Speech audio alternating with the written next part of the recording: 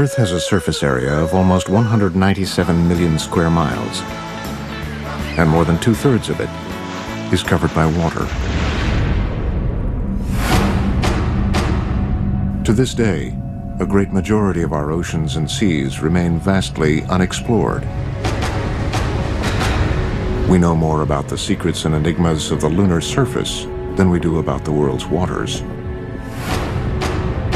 For as long as there have been eyewitness reports of UFOs in our skies, there have been similar reports of so-called USOs, or unidentified submerged objects, in our oceans. A USO is a UFO that goes into or out of water. In fact, UFOs and USOs are probably the same things. A UFO becomes a USO when it's no longer flying and submerges. For the first time ever, explore the mysteries of this most elusive class of UFO. Be nice if the Navy would tell us about all their observations of such craft. It is definitely possible to have an underwater vehicle at supersonic speed. From reports that the lost city of Atlantis is a secret base for USOs. The legend of Atlantis is based on knowledge that such a base exists today. To an eyewitness account recorded in Christopher Columbus's journal in 1492. They saw it going up and down in the night. To the world's only government-documented USO incident, a dramatic event off the coast of Nova Scotia, Canada. On the night of October 4, 1967, a UFO was seen to hover over the waters of Shank Harbor, tilted to a 45-degree angle, and descended rapidly to the water surface, producing a flash and the sound of an explosion. According to researchers, deep-sea UFOs continue to lurk through the uncharted waters of Earth. Have UFOs visited our planet? Or are they already here?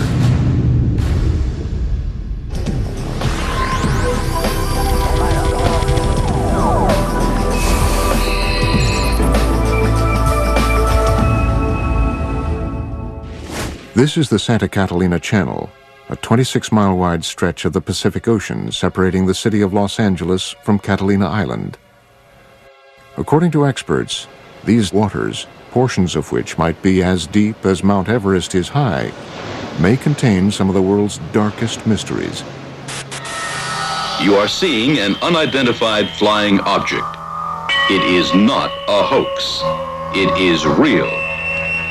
The film was taken by Leland Hansen while filming Catalina Island from a helicopter. In recent years, escalating reports of unidentified submerged objects, or USOs, flying into and out of the channel have caused great concern to local residents and researchers. The whole area here is just a huge hotbed of UFO activity. I've uncovered probably 200-300 cases of UFOs flying over the mountains and over the water here. It's just a huge hotspot. Preston Dennett is the author of UFOs over California. He has been investigating USO activity in this area for almost 20 years.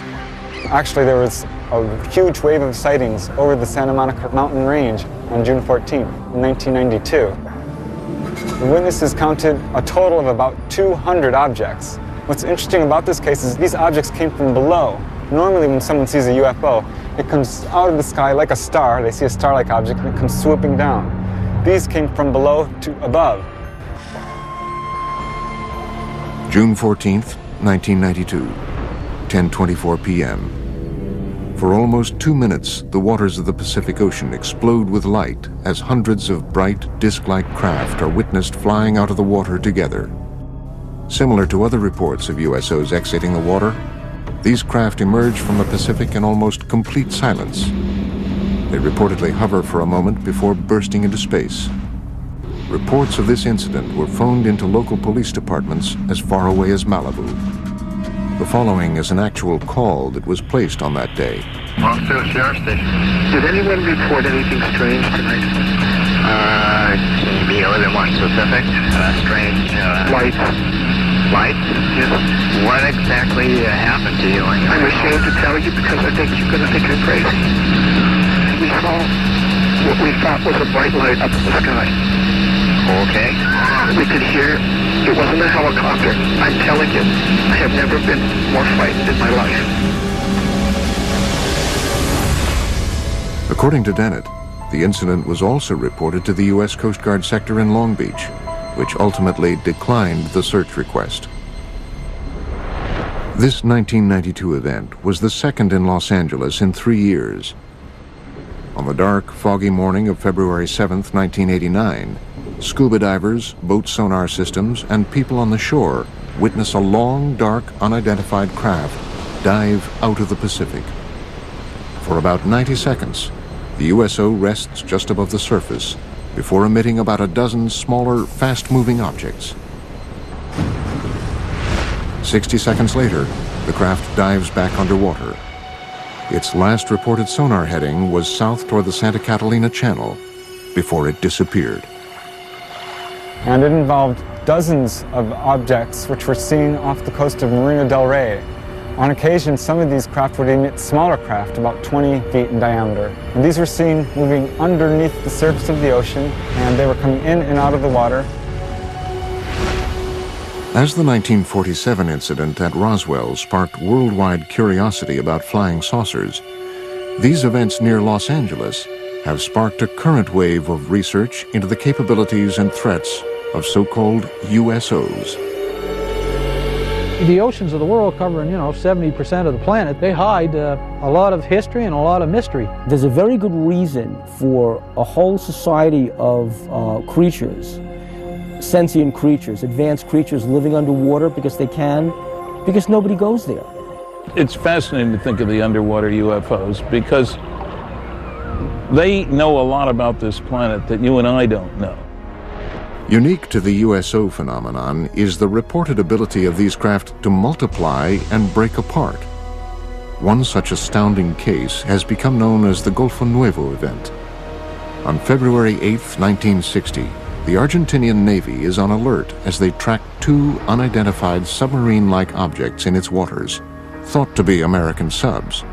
Then, according to reports, the underwater objects are seen on sonar to break apart and fly out of the water. Sonar contact, 173, 438 yards. Bridge combat, sonar contact, 173, 438 yards. Two gigantic submarines sighted by the Argentinian Navy in 1960 inexplicably multiplied into 6 other submarine objects.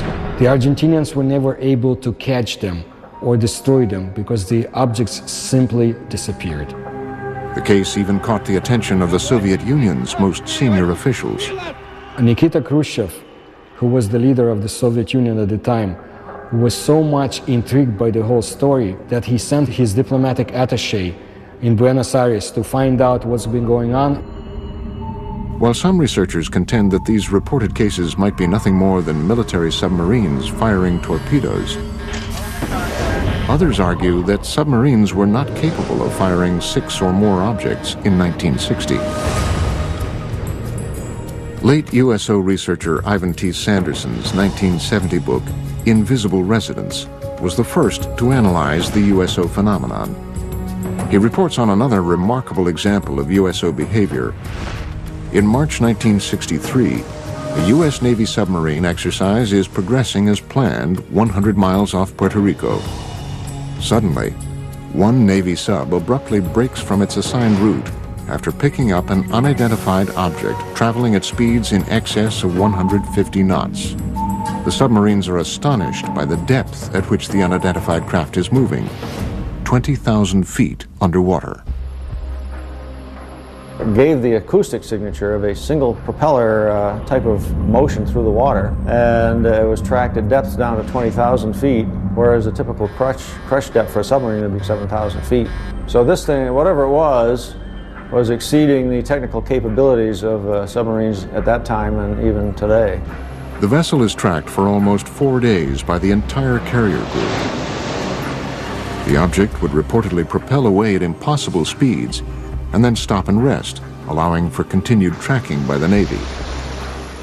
Reports about this event were sent back to Sinclair Fleet Headquarters in Norfolk, Virginia. However, an official determination into what was seen on sonar that afternoon was never made. But according to reports, the Navy lost track of the craft after midnight on the fourth day. It was never picked up on sonar again. Nobody advanced a theory as to how something could move that fast. We have reports of USOs going into and out of the water, but we don't have any of the technical data. Flying saucers that are above the ground, people see them. But what's underwater, the Navy sees them.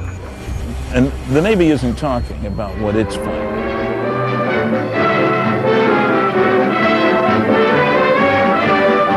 Inflating an immense balloon aboard the USS Norton Sound, the Navy prepares for further study of the elusive cosmic rays somewhere in the Pacific.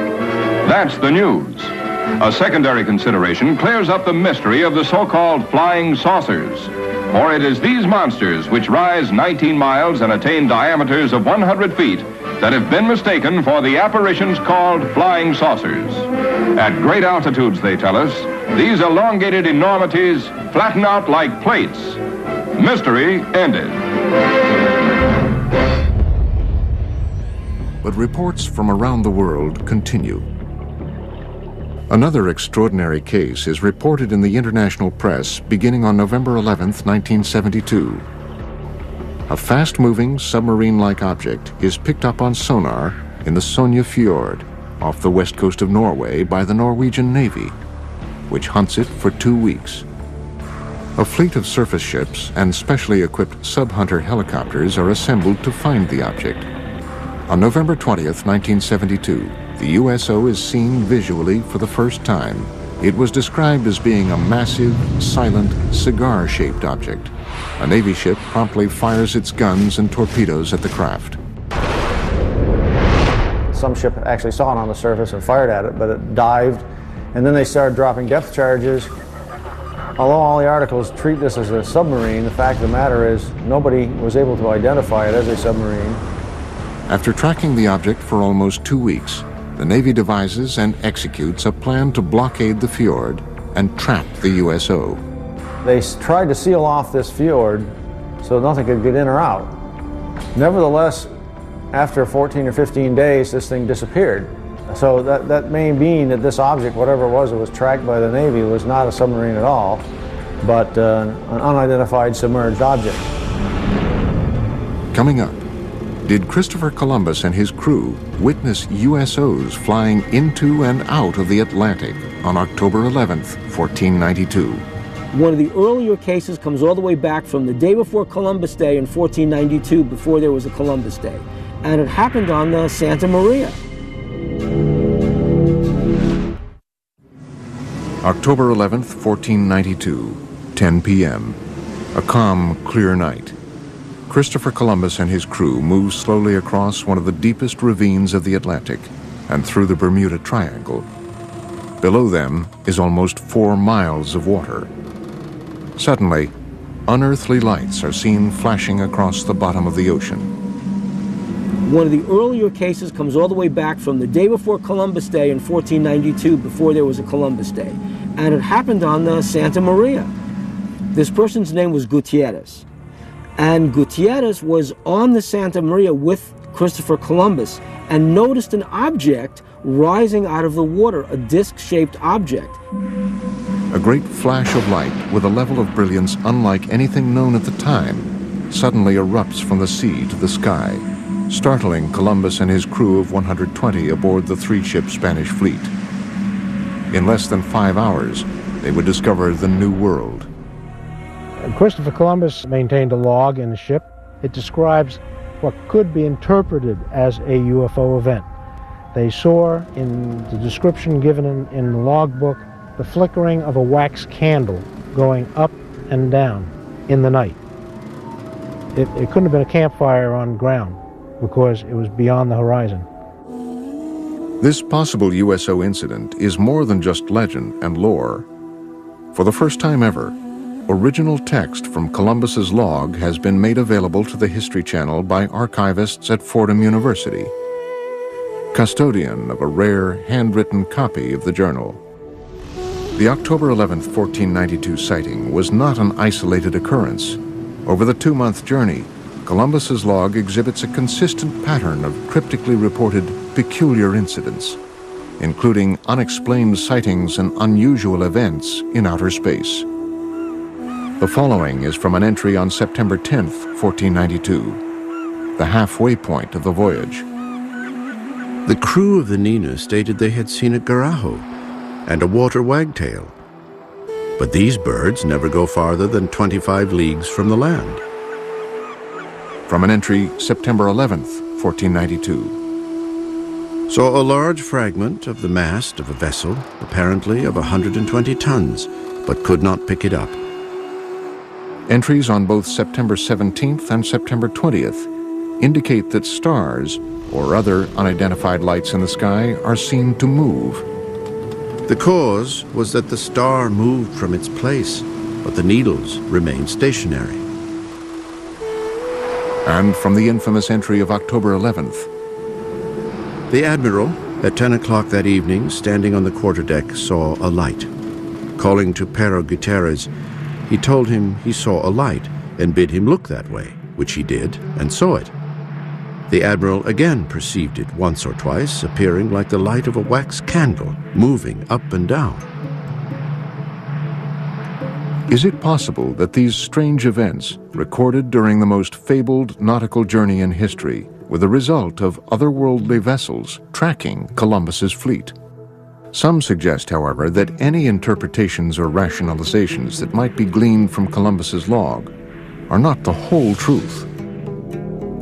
If Christopher Columbus saw a strange thing come out of the water, fly around his ship, and then take off, would he have told anybody about it? They'd have locked him up in the brig instantly. The guy's crazy, because things can't do that. One of the earliest USO reports comes from 329 BC. After witnessing what he described as shining shield-like objects flying into and out of the Jaxartes River in India, Alexander the Great was so convinced that he witnessed otherworldly vessels, he spent the final 6 years of his life searching for evidence of these objects in a diving bell, believed to be the world's first submarine.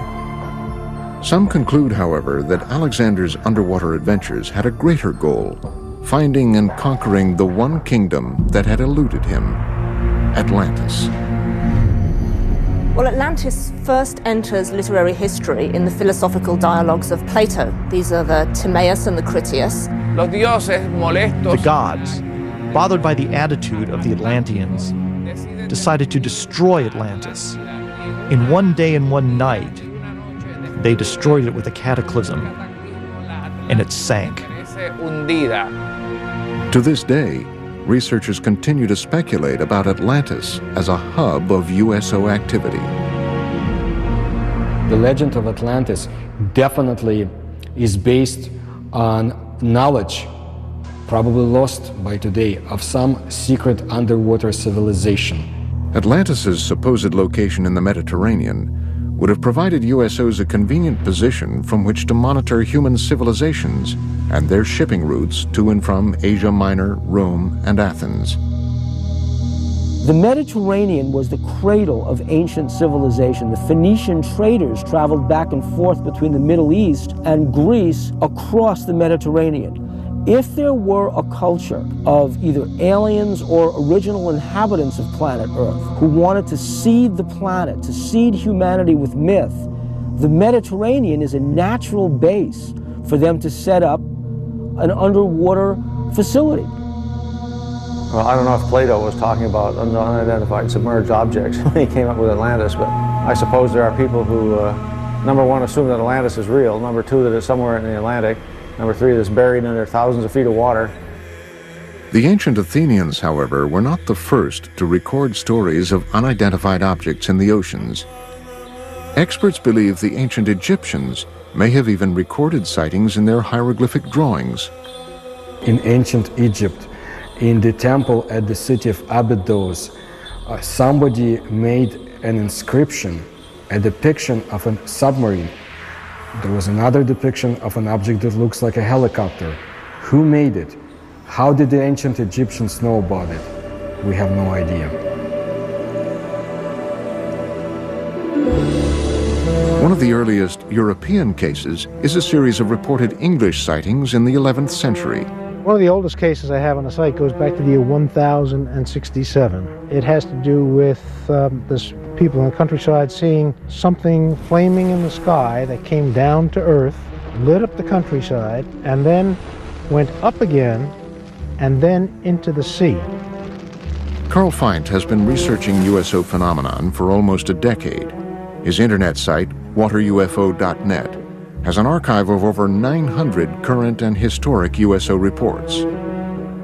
According to Feint, one of the 20th century's first cases was reported in detail in the Philadelphia Inquirer on August 1, 1904.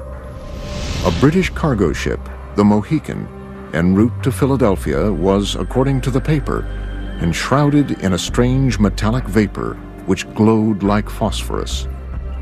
I have found out recently that that case is a heck of a lot more detailed and scary than originally shown.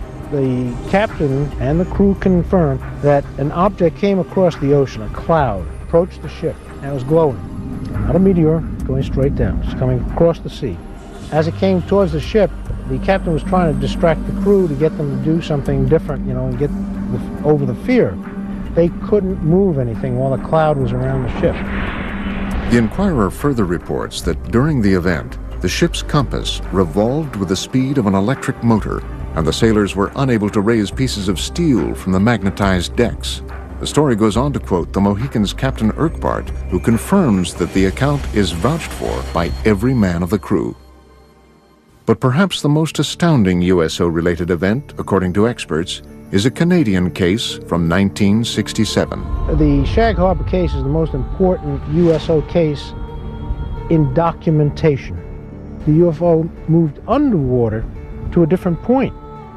A second UFO joined it. Coming up, we visit Shag Harbor, Nova Scotia on the 38th anniversary of this crucial USO incident. On October the 4th, 1967. That's where the lights was, right behind me on the water.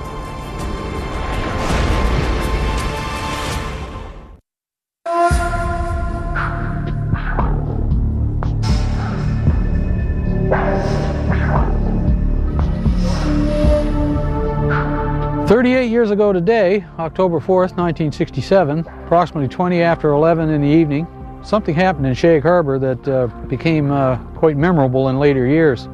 The night of October 4th, 67 has become known as the Night of the UFOs among many UFO researchers. The Shag Harbor incident has become the best known aspect of that night. Chris Stiles and Don Ledger have spent the past decade researching the 1967 Shag Harbor USO incident. The case, widely reported throughout Canada at the time, had been largely forgotten in subsequent years. Their 2001 book, Dark Object, reopened the case, shedding new light on the many reported USO events of that night and the weeks following. The reason that the Shag Harbor incident came to the forefront and kind of eclipsed the importance of the other sightings from the Night of the UFOs is simply the fact that it's the one case where something came down out of the sky and crashed into the water. It made a noise, it made a flash. It's also unique in the sense that nobody reported a UFO. Several calls came in very quickly to the nearby Royal Canadian Mounted Police Detachment, and those reports said simply that people had seen lights, or perhaps an aircraft had crashed into the waters of what they called the Sound. The interest and the concern was totally for the possibility of survivors. Nobody reported a UFO.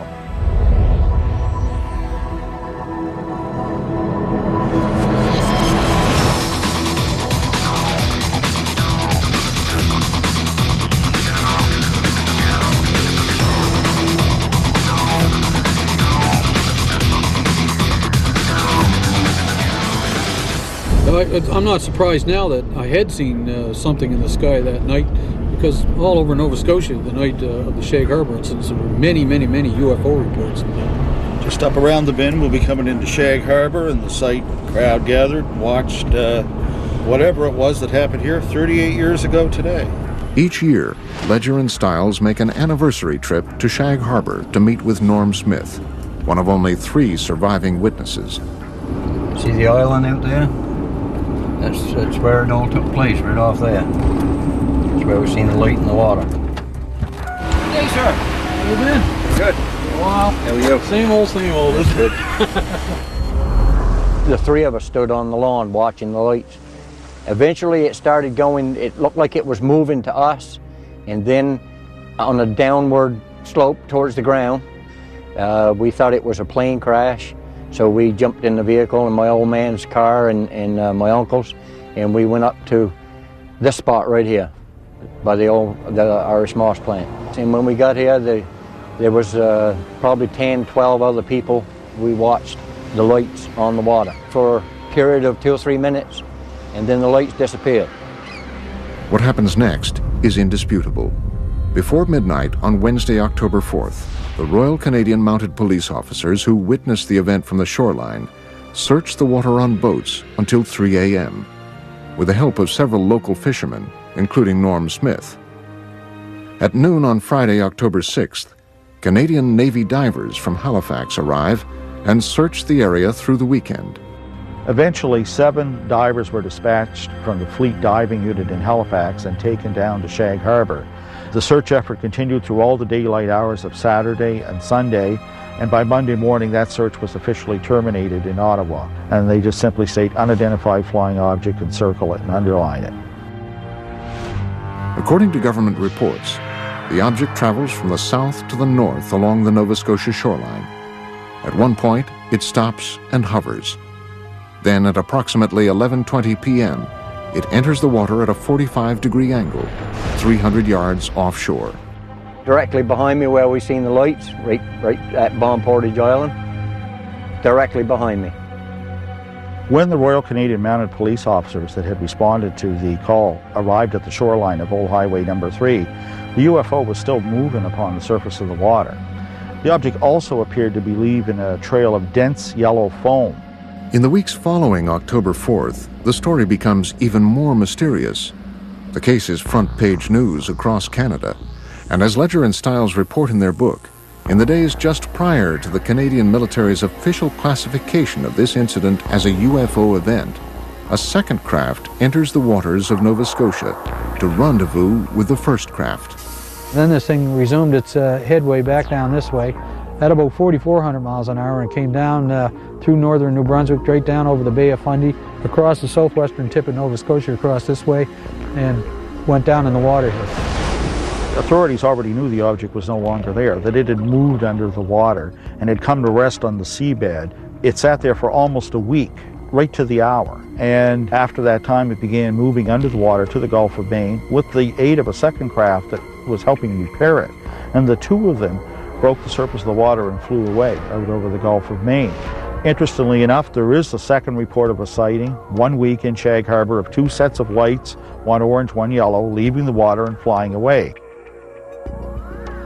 This case continues to inspire debate and continued research into the events of October 4th, 1967. There are a large amount of primary documents that support interpreting Shag Harbour as a crash scenario of the UFO. And in one of the paragraphs, it actually says a preliminary investigation has been conducted, and it has been discovered that this object is not the result of a flare, float, downed aircraft, or in fact any known object. I didn't know then, back 30-odd years ago, I didn't know whether it was a UFO or what it was. But nobody will ever make me believe that there was nothing there, because it was. Coming up, seen for the first time, video evidence of what might possibly be a USO emerging from the waters of Laguna Cartagena in Puerto Rico. And they are coming towards Laguna Cartagena. And later, a University of California scientist reveals that supersonic speed by deep-sea UFOs is not only scientifically possible, but likely. A region with perhaps the longest legacy of USO activity is the area around Puerto Rico. As the mysterious southern point of the Bermuda Triangle, the island has been at the center of USO debate for decades. Puerto Rico is a hotspot for underwater UFO activity, and it seems to match the pattern of other cases. Puerto Rico is considered in all of the Americas to be the place where there's the greatest number of USO sightings.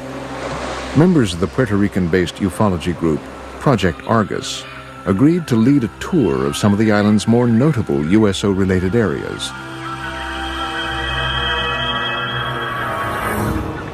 Laguna Cartagena is an isolated lake near the southwestern corner of the island.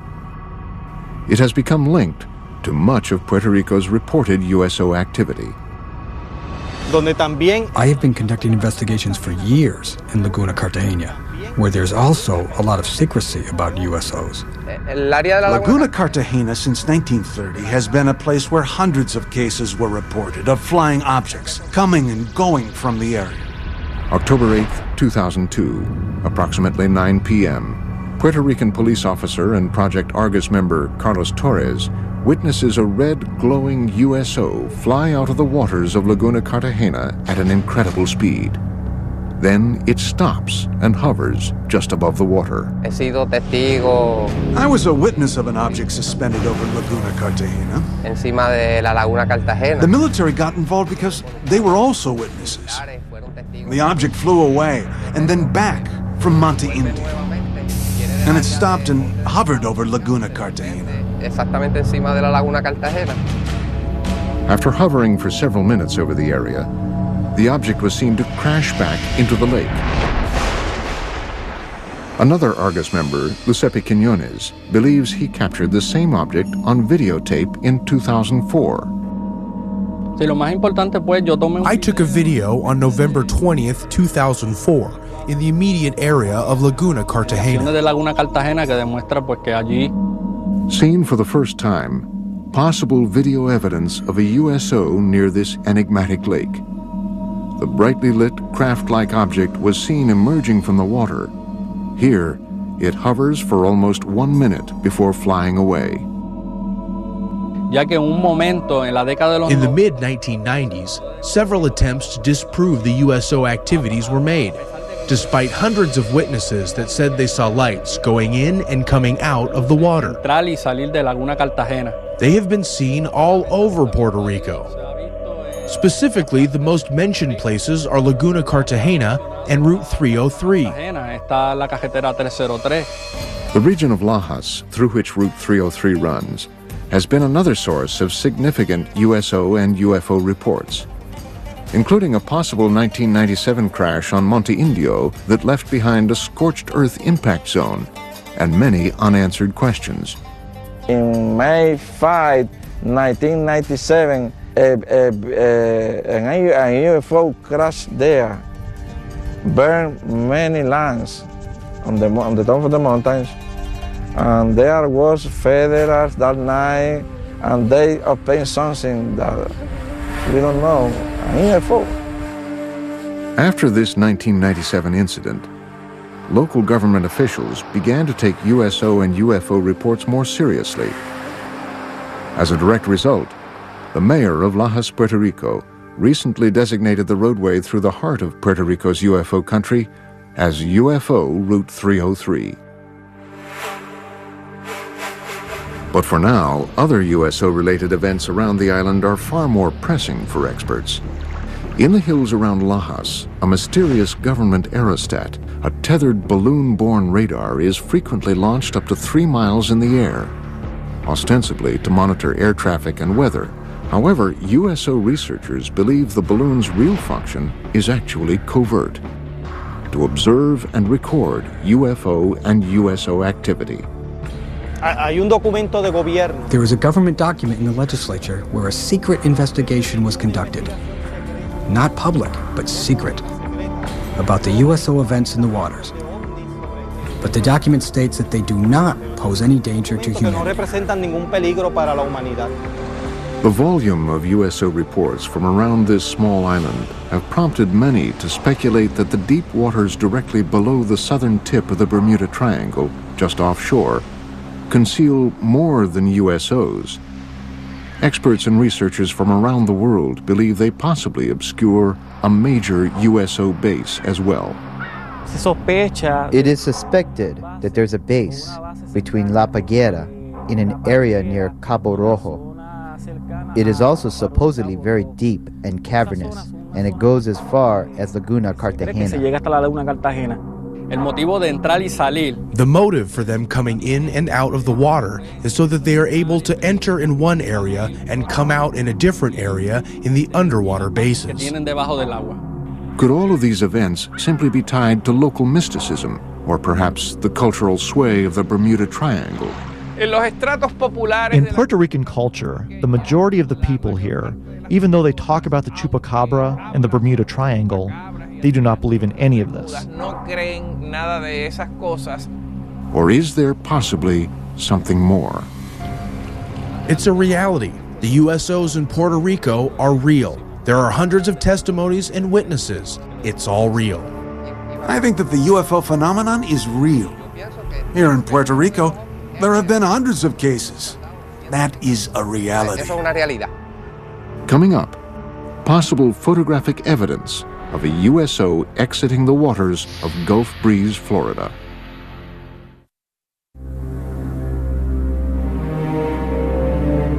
It is believed that unidentified submerged objects are able to move through our oceans and seas in ways that defy all principles of modern physics.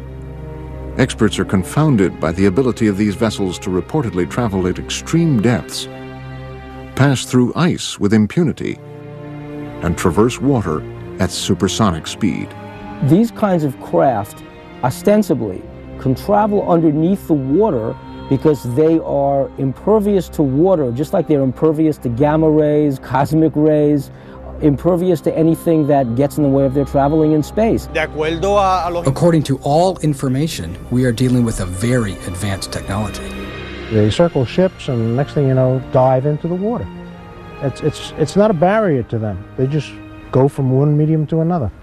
In late 1969, while conducting their regular Operation Deep Freeze ice-breaking exercises near Antarctica, U.S. Navy sailors aboard the USS Calcaterra reportedly witnessed an unidentified submerged object with some extraordinary capabilities. Ivan Sanderson in Argosy magazine, where he talks about an event somewhere in the Arctic when an object came up through the ice and took off.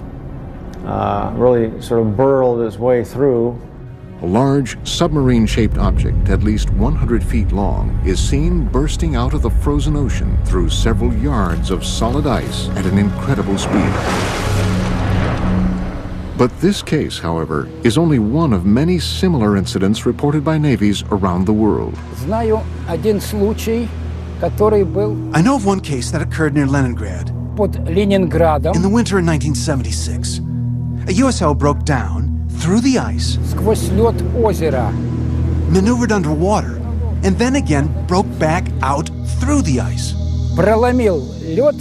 They do melt ice. Now, if you had a meteor, the dynamics of the thing would break the ice into chunks and scatter them all over the place. With the UFO, it's a clean hole. USO witnesses have also reported seeing waterspouts beneath USOs as they exit the water, including Ed Walters, a resident of Gulf Breeze, Florida, who snapped this never-before-seen Polaroid picture of what appears to be a USO above a tornado-shaped waterspout on July 7th, 1988. So he was looking north towards Gulf Breeze across the Santa Rosa Sound, a distance of about 7,000 feet. He noticed that the water down beneath the object started to get all foamy or something. He could see it dancing around, and all of a sudden this column of water went up and contacted the bottom of it. The picture that he took actually shows that. Such cases have caused some experts to assert that USOs might possibly use water as a fuel source. There are those who feel that water is essential for the fusion process. There are a lot of cases where UFOs hover over reservoirs and small bodies of water, not only large bodies of water. It does seem to be some evidence that they can use water to help their craft in some way. They may use water as a fuel. When these cases where they talk about objects hovering over the water and seeming to suck water up in, certainly sounds like they need a big drink or something to keep going. Modern scientific theories abound about how USOs developed the ability to propel themselves through water with great efficiency. Researchers envision everything from massive jet-like propulsion systems to frictionless bubbles that cocoon the objects. So the engines wouldn't be engines as you and I would imagine engines. They would be generators generating a magnetic force, creating a magnetic envelope around the craft that repels the Earth's natural magnetism, hence allowing them to accelerate, decelerate, climb, fall, and navigate through the water. By exerting forces at the surrounding fluid, seawater, nice electrically conducting fluid, you control the drag, you control the flow, the speed, the lift. You can get around all the problems of high-speed motion under the water. A magneto-aerodynamic system would work similar to the electromagnetic submarine that was successfully tested. An electromagnetic submarine was in fact built and tested by the University of California, Santa Barbara in the mid-1960s. It took advantage of saltwater's natural ability to conduct electricity. The first successful test of an electromagnetic propulsion system was conducted on Earth in 1966, when this electromagnetic submarine was first demonstrated. This electromagnetic submarine moves through the water as a result of electromagnetic forces. It has absolutely no moving parts. The principle here is that seawater is an electrically conducting fluid. You push against the seawater by Newton's laws, elementary physics, it pushes back, and off you go. Is it possible that USOs take advantage of this natural capability of our oceans to reach supersonic speed? Water is a great magnetic conduit. In fact, if they were traveling using a process called diamagnetism, which is a weak repellent force, then water would enhance that force, which would explain why these craft are able to navigate in water so well. One researcher theorizes that USOs might move rapidly through the water and avoid catastrophic damage using the same principles as a common light bulb. UFO is the filament in this particular case, and the bulb is the field, and that protects the UFO. It keeps the water from coming onto it when it goes in. They move it though, and it never touches the UFO. And that can be achieved by creating so-called supercavitating bubble around the whole object. In that way, whole object travels together with a bubble of water vapor. Marko Princevac is a professor of mechanical engineering at the University of California, Riverside. He devised an experiment for the History Channel demonstrating the physics behind possible supersonic movement through the water. So basically, the only thing that you can play with is a shape of a vehicle. And it will deviate from standard shapes of a submarine. To demonstrate how different shapes can produce the conditions for supersonic underwater travel, Princevac and his team force an underwater current along with green dye and high-powered lasers around different submersed objects. So if we have something called a streamlined body, we see that fluid flows undisturbedly around that body. This red streamlined object represents the perfect shape for a fast-moving underwater vessel. In direct contrast, the cube that is tested creates massive resistance all around the object. A good shape for an underwater supercavitating vehicle would be something similar to a return capsule of Soyuz or other space missions. The laws of earthly physics change dramatically underwater. Propelling an oceanic vehicle to supersonic speeds requires an amount of power greater than what man has currently invented. A vehicle that has a 5-foot diameter and we want to go at the speed of sound in the air, we would need an engine that can produce 15,000 horsepower. For the same vehicle to reach the speed of sound under the water, we would need an engine that can produce around 1 million horsepower. While it might be scientifically possible for USOs to prowl the oceans at supersonic speed, how have these craft developed the technology required to achieve this milestone? The many mysteries of these craft may never be fully understood, and that is exactly what provokes the greatest debate and distress among investigators and researchers. I think it's easier for us to land a man on the moon or even create a moon base than to land a man on the bottom of the ocean. If they're hostile and have come here to conquer Earth, they would have done it 1 million years ago. We might be their creations for all we know. The Earth is conquered, we work for them, they live here, this is their planet.